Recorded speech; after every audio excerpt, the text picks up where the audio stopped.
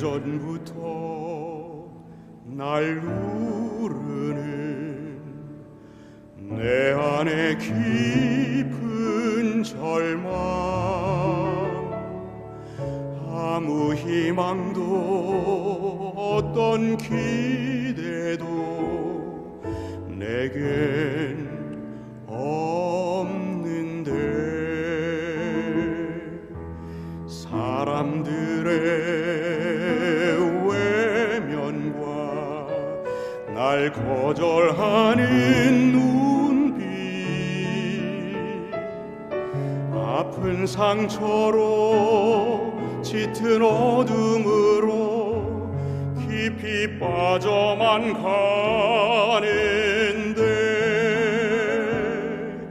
어디선가 내게 들리는 하나님 아들 주님 이야기, 그분이라면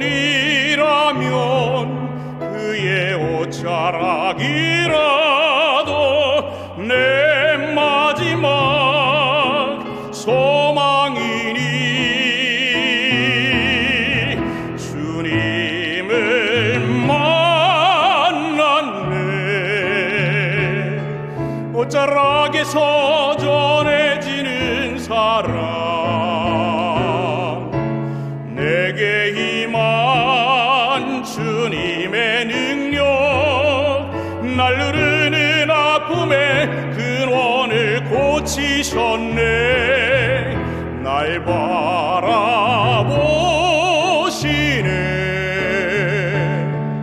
나의 연약함 주님은 아시네.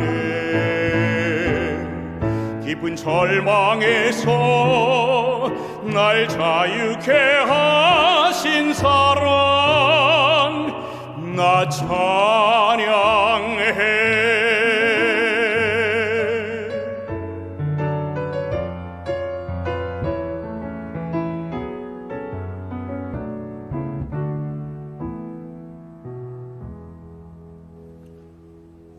어디선가 내게 들리는 하나님 아들 주님 이야기, 그분이라면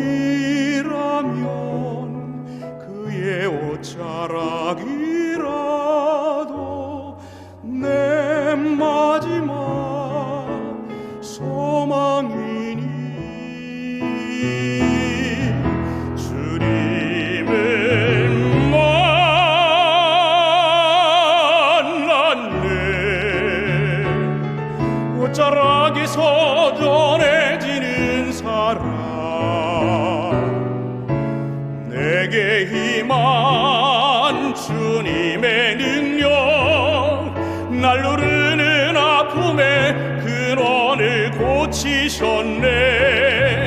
날 바라보시네. 나의 연약함 주님은 아시네. 깊은 절망에서 날 자유케 하신 사랑, 나 찬양해.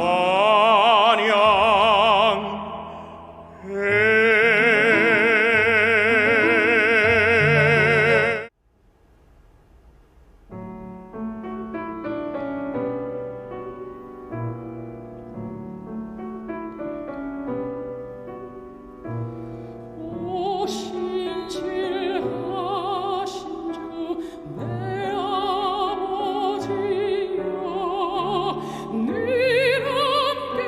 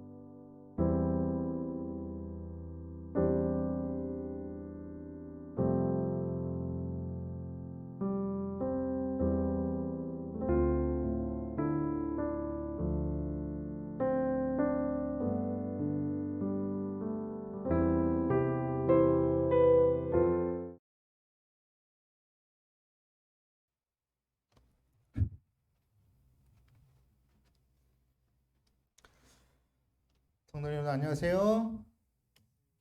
네, 행복하고 또 즐거운 화요일 저녁입니다.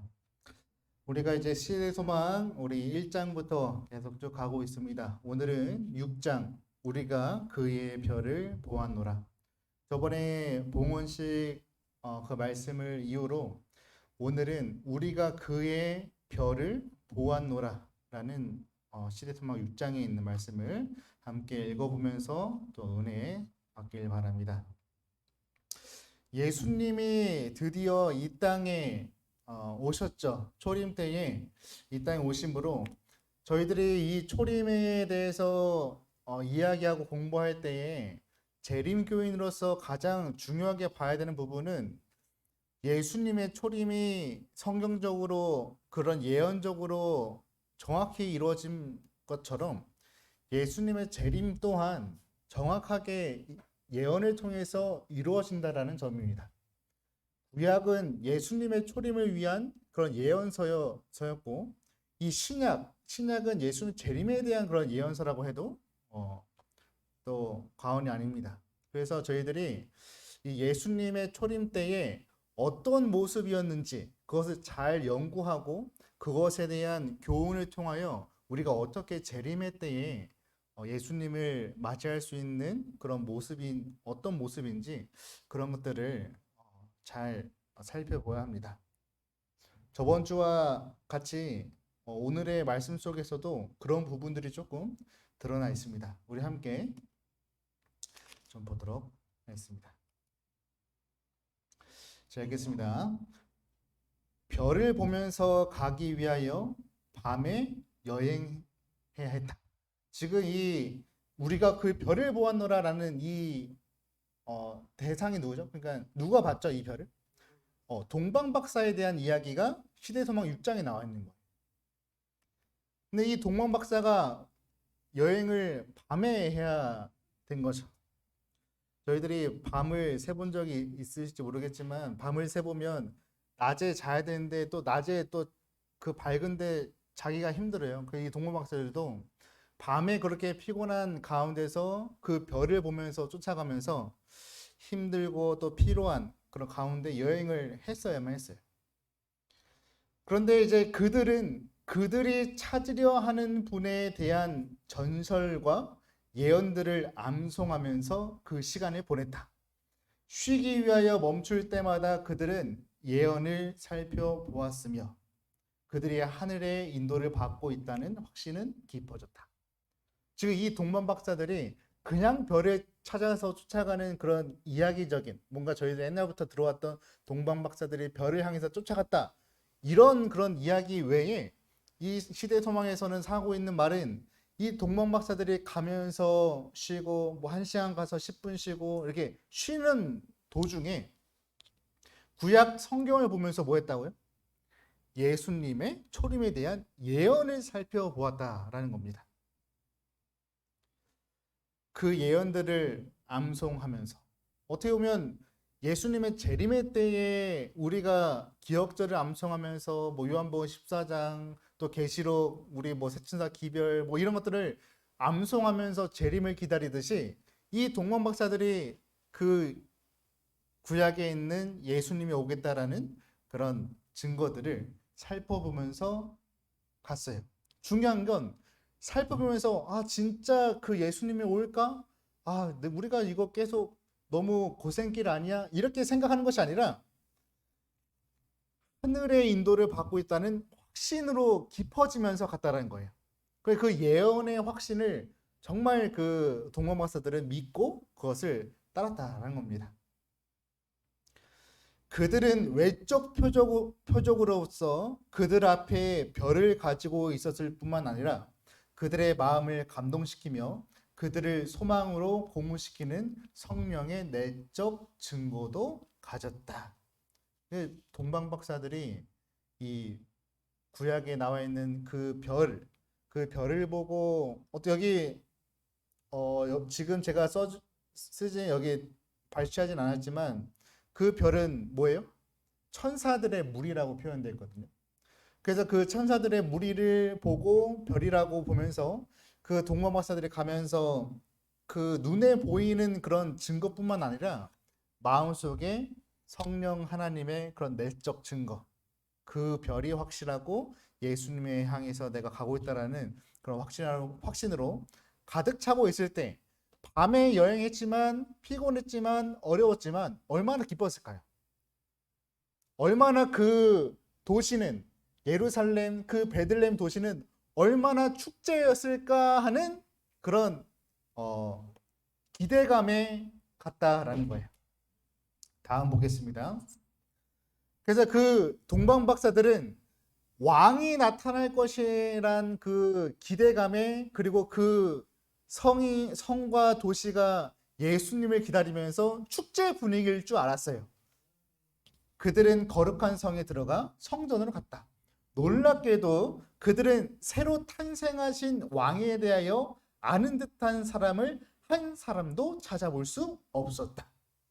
그들의 질문은 기쁨의 말이 아닌 조롱 섞인 놀림과 공포를 불러일으켰다. 그 동방 박사들이 이제 기쁘고 정말 축제 분위기일 줄 알았던 그 베들레헴이 예언을 보면서 예언의 그 본 고장, 그 고장에서 예수님을 기다리는 사람들이 축제를 벌일 줄 알았던 그런 곳일 줄 알았지만, 그 예수님에 대해서, 그 탄생에 대해서 아는 사람이 한 명도 찾아볼 수 없었다라는 겁니다. 근데 그들의 질문했어요. 동방박사들이 구약에 이런 예언에 오늘 이 베들레헴에서 별 밑에서 예수님이 이 만왕의 왕이 나온다라는 그런 거 못 보셨습니까? 라는 그런 질문에 사람들이 조롱하고 그리고 놀렸다라고 합니다. 어떻게 보면 재림 때와도 비슷한 모습인 것 같아요. 노아도 그랬죠. 노아 때도 비가 내릴 것이라는 그런. 그래서 우리가 하나님의 사람들과 그리고 사단의 사람들 그 가운데 가장 큰 특징은, 사단의 사람들은 하나님의 사람들을 보고 손가락질하면서 조롱하고 놀릴 수 있다라는 거예요. 근데 우리는 그 예언을 믿고 앞으로 쭉 전진해야 합니다. 그것이 우리에게 남겨진 재림을 기다리고 있는 우리의 사명일 수도 있습니다. 좀 보겠습니다. 그래서 동방에서 온 낯선 사람들의 질문은 유대인 교사들의 자존심을 상하게 하였다. 왜 자존심이 상했을까요? 동방 박사들이 그렇게 질문해온 것들이 왜 그때 제사장들과 유대인 교사들이 왜 자존심이 상했을까요? 동방 박사들이 그 구약에 있었던 그런 예언을 말할 때 그 사람들은 몰랐던 거예요. 아니요, 알았어도 그게 지금인지 아니면 나중인지 과거인지 그것을 분별을 못하는 거예요. 그리고 예언서에 대한 그들의 무관심, 그렇죠? 그 예언서에 대한 무관심이 있었죠. 꼭 지금 이 마지막 시대와 같은 거죠. 이 예언에 대한 무관심. 우리는 관심 있게 보지만 얼마나 온 세상 사람들이 이 예언서에 관심을 줄까요? 특히 다니엘, 요한계시록. 당연히 우리도 다니엘, 요한계시록을 안다고 하지만 우리 마음속에 다니엘, 요한계시록이 마음속에 얼마나 많이 차지하고 있나요? 그 예언서가 얼마나 많이 차지하고 있나요? 그래서 그 질투심 많은 폭군을 경록해 만들었다. 그는 그들이 이 문제에 대한 그들의 정보를 감추려고 하는 줄 생각하였다. 그 동방박사들이 그 사람들이 그렇게 무관심하고 얘기를 안 하니까 저거 일부러 감추고 있나? 이렇게까지 생각했다라는 거예요. 여기 되게 재밌는 또 글들이 있습니다. 좀 보겠습니다. 그래서 만일 목자들과 박사들이 전한 소식들이 신임을 받는다면 제사장과 랍비들은 난처한 입장에 처하게 될 것이란. 그렇죠? 이제 지금 왜냐하면 그 빨간 글씨 왜 난처하게 처하게 될 거냐면 하나님의 진리의 해설자라는 그들의 주장이 그릇되었음을 증명할 것이다.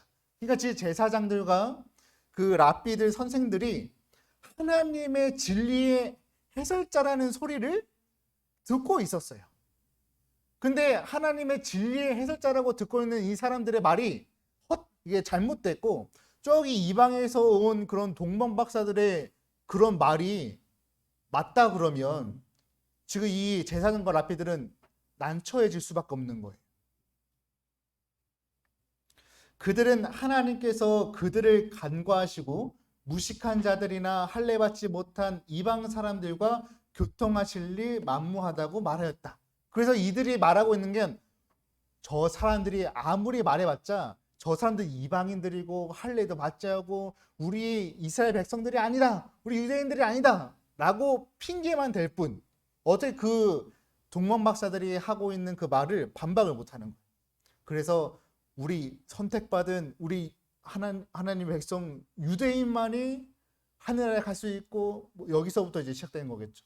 이방인들 하나님이 거두도 보지 않습니다. 그들이 하는 말들 다 거짓입니다. 이렇게 얘기를 하는 거예요. 그래서 우리 빨간시 다음, 그들은 헤롯 왕과 온 예루살렘을 흥분시키고 있는 그 소식을 경멸하기로 작정하였다. 누가요? 그 유대인들이, 그 제사장들이. 그들은 그 일이 사실인지 알아보기 위하여 베들레헴에 가 보려고조차 하지 않았다. 제사장들과 그 사람들이 조금만 겸손한 그런 마음이 1이라도 있었으면, 그 동문 박사가 하는 말이 저게 사실인가? 그러면 베들레헴 한번 가봐야 될까? 이런 생각이 들 법한데 이 생각조차 하지 못했다는 거예요. 아니요, 했어도 그것을 무시한 거죠.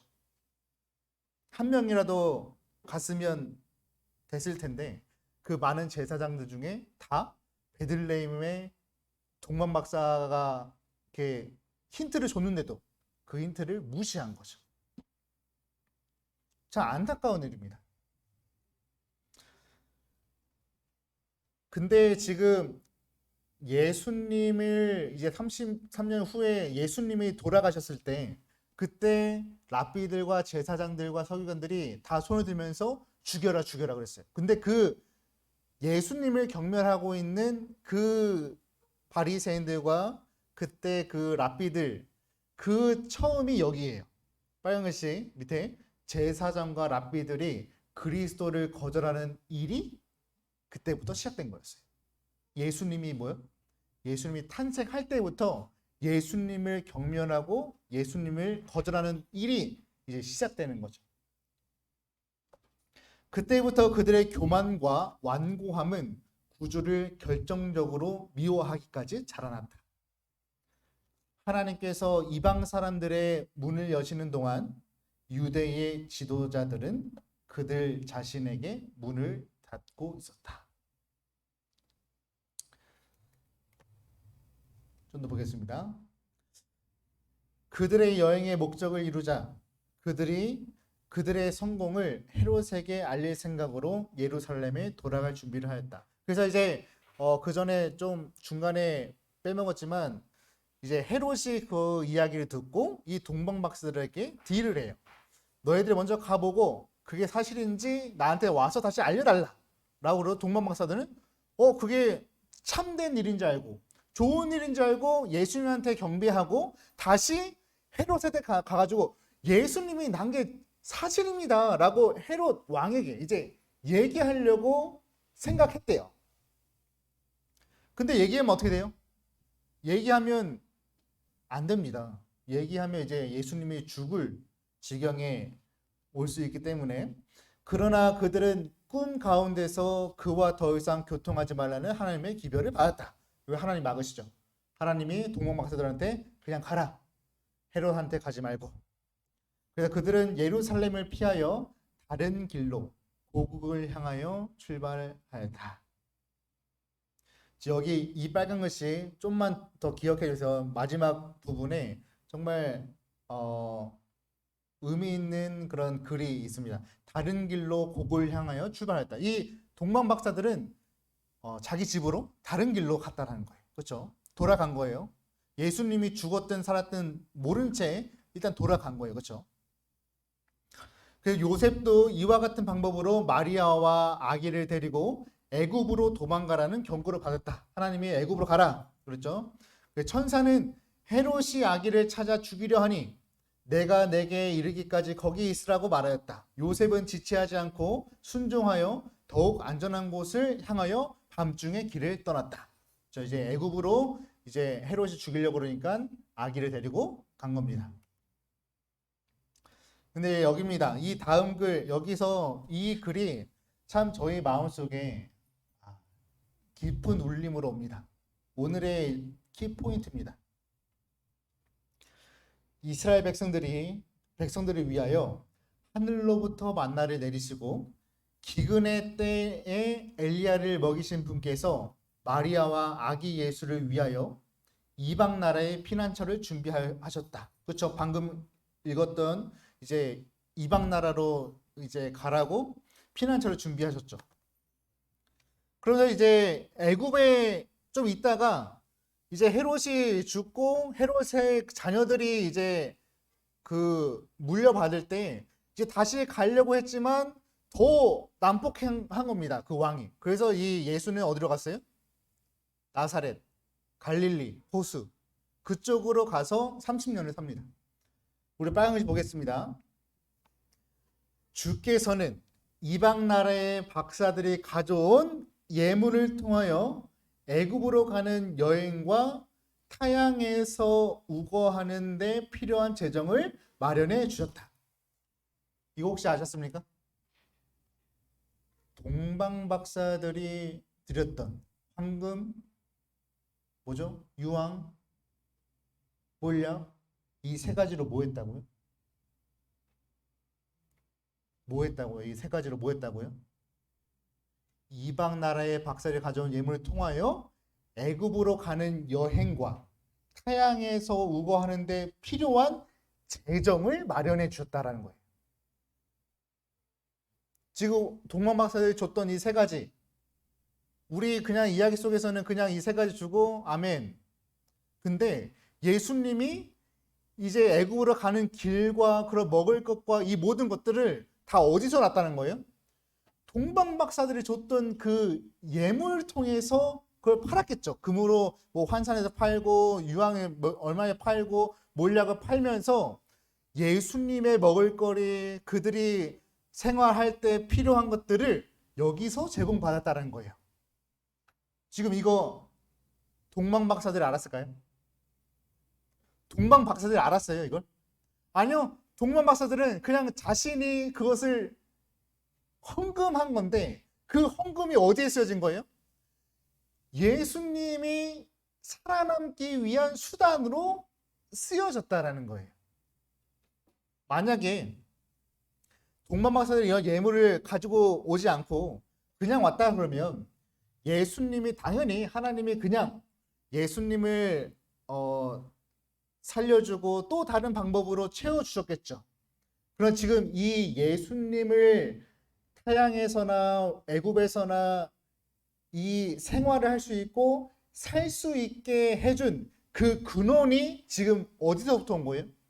동방 박사들의 그런 겸손하고 아낌없는 그런 헌신을 위해서 예수님이 살아났다는 거예요. 예수님이 타 지역에서 애굽에서 갈릴리로 가는 그런 여정 속에서 생명을 유지했다는 거예요.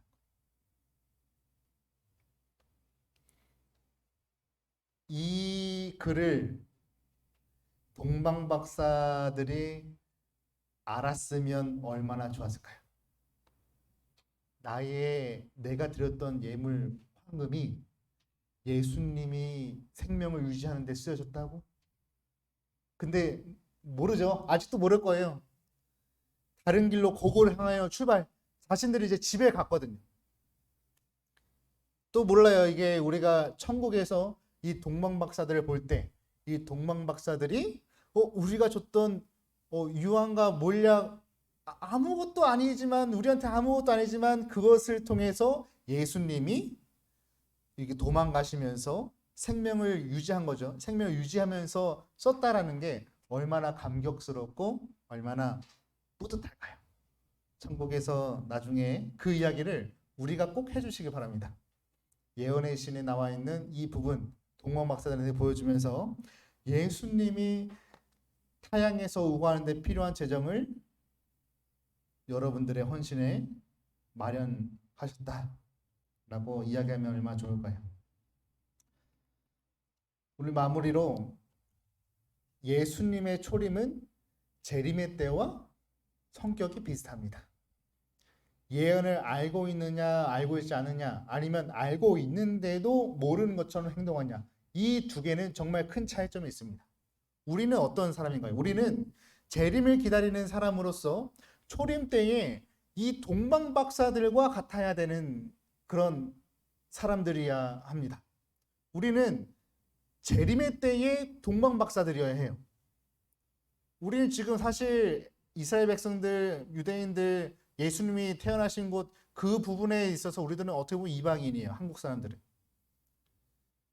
우리가 예수님의 초림의 때에 만약에 우리가 동방박사였더라면 이방인 어디 동쪽에 있는 동방에 살고 있는 어떤 이방인이었더라면 예수님의 초림을 위하여 그 예언을 항상 묵상하고 그 예언을 항상 암송하면서 예수님의 초림을 찾아갔던 것처럼 예수님의 재림에 또한 똑같은 방법으로 예수님이 재림하신다라는 거예요. 당연히 언제 어디서 그것은 나왔지 않지만 재림의 때에 분명하게 우리에게 재림의 징조들을 가르쳐 줬어요. 그래서 우리가 이 마지막 때를 살면서 중요한 건 예수님 초림의 때와 초림의 때에 동방박사들이 왔던 그 모습들을 우리가 똑같이 따라해야 될 뿐더러 두 번째로는 그 예수님께 전하는 그런 헌물들과 예수님께 바쳐진 그런 것들이 이 예수님이 살아갈 때에 정말 쓰임 받는 것처럼 우리 마지막에 재림의 때에 우리가 예수님께 드리는 것이 어느 누군가의 생명을 보존하는 데에 쓰일 것이라는 그런 믿음을 우리가 가지고 있어야 된다는 거예요. 우리가 마지막 시대에 동방박사들이 되길 바라면서 말씀을 마치도록 하겠습니다. 우리 찬미 하나 하도록 하겠습니다. 225장 빈들의 마른 불같이 찬미하겠습니다.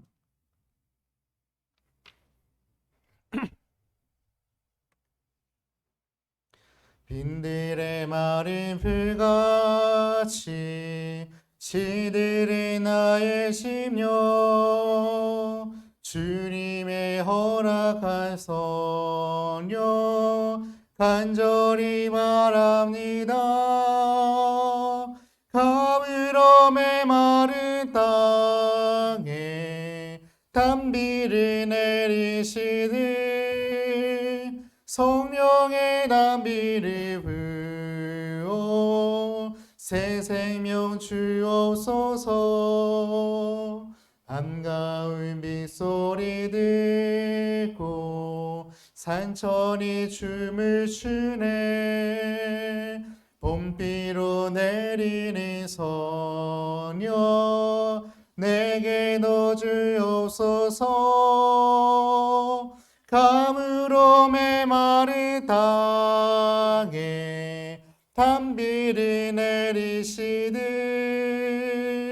성령의 단비를 부어 새 생명 주옵소서.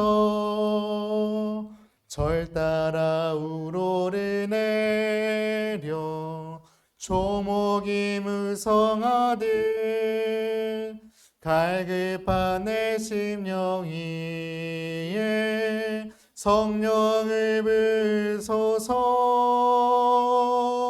가물음의 마른 땅에 단비를 내리시듯